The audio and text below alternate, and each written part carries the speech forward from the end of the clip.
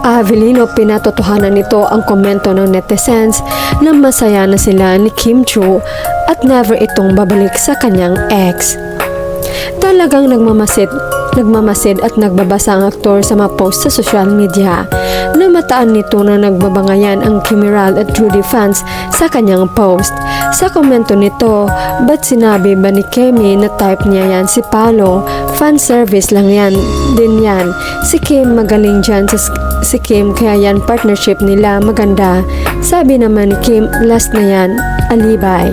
Agad namang sinupal pa ng solid. Manahimik ka Gerald fans na sa Australia na si Jody at never bumalik si Pao sa ex niya. Sinabi na niya yan.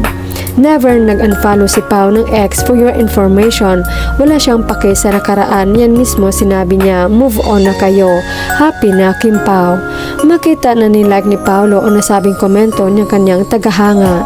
Say ng ilang netizens, akala ko fake or edited lang ang may pag-like ni Paolo sa comment, kaya pumunta agad ako sa IG post niya and legit pala. Low-key confirmation ba ito? Kailangan talaga maging panatag, especially sa mga issues against him na nagsisalabasan.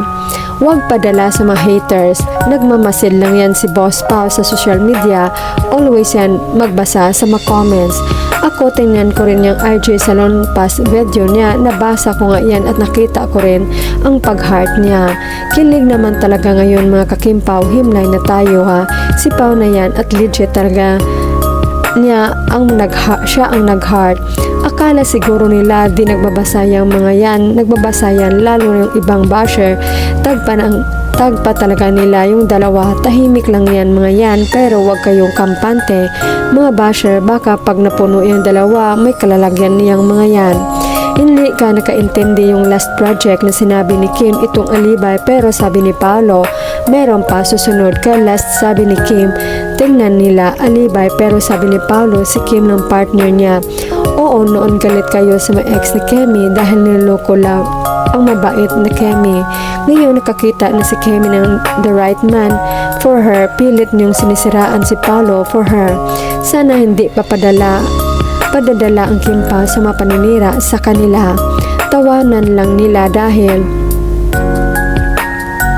ang mga fans hindi nawawala at always nakasuporta sa Kim Pao. No one can't ruin the good couple. Yan si Paolo, minsan lang magsalita pero may dating. Laki na inggit niyan sa Kim Pao. Sorry, hindi kayo ang pinili. Si Kim lang mahaba buhok no, kaya wag niyo nang ipilit ang ayaw. Sa totoo lang ang Kim Pao diehard fans na middle in the affair sa Kim Pao. They are just happy being together in projects that make for the fans. They are just hoping that they will end up together because they seen in them that Kim Pao are perfect couple.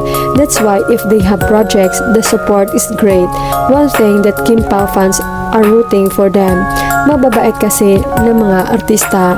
Alam nyo na mga kakimpaw, ginagawa nila yan para paghiwalayin sila Kim at Paolo. Hindi kasi nila matanggap na magkatuluyan si Kim at Paolo, kaya binabalik-balikan nila yung mga maging GF ni Paolo kahit may asawa na yung iba. Nakakaawa nga sila, frustrated na kasi sila at alam mo ko ang gumagawa niyan ay mga fans ni Janine. Kahit may echo na si Janine, gusto nilang sirain ang Kim Pao para ganti kay Paolo sa ginagawa kay Janine. Lahat ng nangyayari pambabash kay Kim at Paolo, mga fans ni Janine ay gumaganti sila kay Paolo, pero ang ginagantihan nila ay si Kemi.